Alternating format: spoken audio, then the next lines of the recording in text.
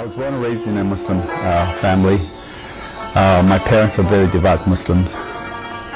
I spent the first 19 years of my life being around them, and we were encouraged to practice Islam. So like most of kids my own age, I tried to do the prayers, to learn all the phrases in Arabic. We studied the Quran for 3 years of high school. We were taught to revere God, Allah, and we grew up believing that there was only one God, and He is the Creator. You get to heaven by your good deeds. However, you don't know how much good deeds you have to do to get there. You're constantly questioning what's going to happen when you get to the other side. But as a young man, I wasn't so much concerned about heaven and hell at the time, because young people don't think about dying very much. However, you do think about this God who were raised to feel that if you're happy, He will sure find you and make you unhappy. So you have to live in such a way not to provoke Him to anger. So you live in a constant fear of don't laugh too much, because He will make sure that He will stabilize you. And if you're sad, He'll make you happy. But mostly it's sadness that covers that part of my life that I remember. That being sad was a good thing. It's being happy that you started to question whether God was going to get you or not.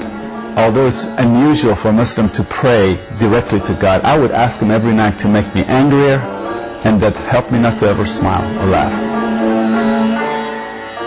Most of families are very close-knit. Leaving your family is not an easy thing to do. So when I had to leave my family to go to school, that period of my life became the hardest time of my life. Education brings honor. The higher your education, the more honorable you are. And that's why majority of Muslim families have their kids in college, or they're insisting that they'll go to college. You have to have a degree pasted on the wall somewhere. I wanted to become an engineer. So when I left my parents, I went to college, and I wasn't doing well. My grades were very bad. As hard as I studied, I could not live up to the standard that the culture had made for me. Not my parents, but the culture. My poor parents really didn't care as long as I was happy, but I had put that upon myself.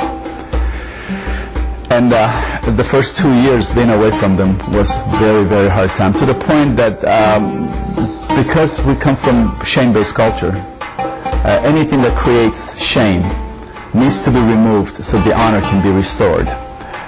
That's why you see parents killing their own children who have done something wrong, because they brought dishonor on the family, so now they have to restore it by removing that which has created the dishonor. I was creating a dishonor for my family with my bad grades, and I hated myself, and I wanted to kill myself. I came to the point of the thought of dying was the most soothing thought I had. Very depressed and suicidal.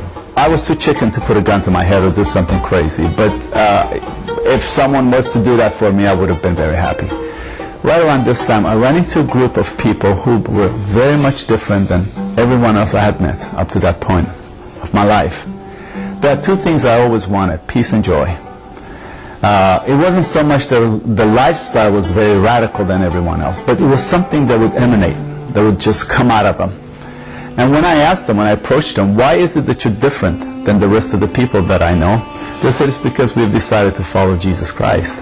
Well, that was a very offensive answer to me, because as a Muslim, how can a second-class prophet give you that peace of joy when my last religion and Allah and the Quran and Muhammad cannot give me that peace? So I began to argue with them.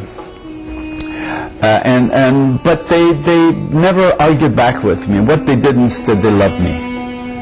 They didn't know much about my background, so they allowed me to hang around with them. And I remember, as long as I was with them, I could feel the peace that was among them. But I would go home crying. This went on for a while, and until one of them invited me to their house one night for dinner. I had bought myself a motorcycle by that time, thinking that maybe I'll run into an accident and kill myself, and they wouldn't think that I deliberately did that. So I rode my bike for about 2 hours to get to that place, and when we sat down to eat, the father of the house blessed the food, prayed over the meal. I had never heard people pray. I don't even remember what he prayed, but it was that prayer that touched my heart. So after months of arguing with these people, on the way home, as I'm riding my motorcycle 80, 90 miles an hour, I began to have a conversation with God. Now, which God do you think I was conversing with? Of course, it was Allah. That was the only God I knew. And this is what I said. I said, God, I'm a Muslim, and I'm on the verge of wanting to kill myself. I know nothing about Christianity. I know nothing about Christ. In fact, everything I knew as a Muslim about Jesus was exactly the opposite of what these people believed. He wasn't divine. He never died on the cross. He wasn't the Son of God. So I said, Jesus, if you're really who these people tell me you are, please understand, I know nothing about Christianity. If you're really who these people tell me you are, I will accept you. I wanted him to remove my shame, and good grades would bring me honor. That's what I wanted them to do. I had no idea about Christian theology. I just knew if anyone could get me out of the mess I was in, it would be Jesus. And this was the extent of my prayer and the knowledge I had of him. I find it interesting that I prayed to Allah and Jesus came up. The next day when I went to school and asked a friend, how does one become a Christian? He said, all you need to do is to invite Christ into your heart. I said, I did that yesterday. What else do I need to do? As imperfect as my communication with God was, I believe he met me where I was. Once I decided to follow Jesus, the next step was to learn more about him, which was reading the Bible. So I began to read the Bible. Many of the phrases, many of the stories were strange to me. Nevertheless, I was very much intrigued by who Jesus was. I'm so glad in a way that no one tried to put words in my mouth. No one told me what to do. It was all by the direction of God through Jesus what I was supposed to do next. So I came to the conclusion that I needed to get baptized. So a few months after I had become a believer, I got baptized. As I got to know Jesus, I realized that good grades were not that important anymore. One night as I was lying down on bed, I had just finished about Jesus walking on water. I began to think about my future, and I heard a voice saying, son, don't you think that the man who walks on water can also take care of your grades? So now I had hope. Now I had the peace and the joy that my friends had. Now I knew I could deal with the problems that were facing me. I knew that although my problems were real, that Jesus was able to walk me through it. It wasn't so much that he was going to solve all my problems, but he was going to be standing there with me. I didn't have to solve and face these problems by myself. I used to have an ulcer, and once I began to follow Christ, gradually, because that power of shame was lifted, because that weight on my back, that yoke was taken away by Jesus, then eventually my stress went away, and the pain of ulcer went away, and God healed me. But it's a process, and the more I got to know him, the greater the peace got. To the point today that I realize life is full of problems, but I have hope that I'm not facing it alone, and if I never have an answer, I still trust that God is in charge, that he is not taking it out on me, and he is not trying to punish me for something, but in fact he is with me to help me face the problems of life. I was flying from Syria to Lebanon.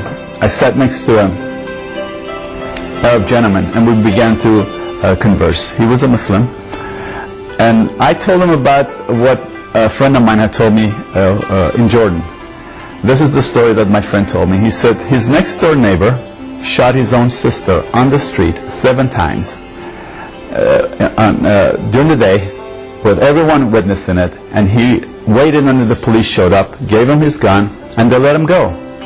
because it was honor killing. His sister was caught in adultery, and he had to remove that which had brought shame to the family. By killing her, he had restored the honor. And I asked the Arab gentleman sitting next to me, I said, do you think the man did the right thing? And he said, oh, by God, yes, of course. I would have done the same thing myself.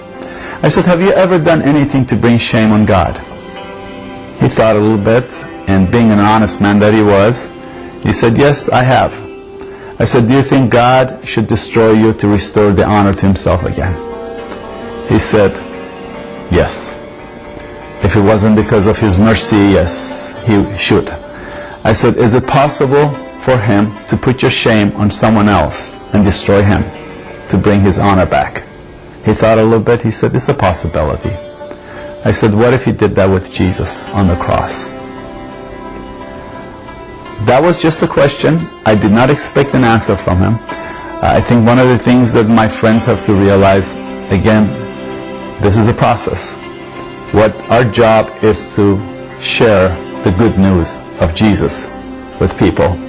It is God's job to take that seed and cause it to germinate in their lives. I think my suggestion to my Muslim friends, the same thing. Give Jesus a chance. I would like you to ask yourself, who's going to remove the shame that I'm dealing with in my life? Jesus died on the cross so he can remove you from the place of shame to a position of honor, so that you can have the honor that God would like you to have with him.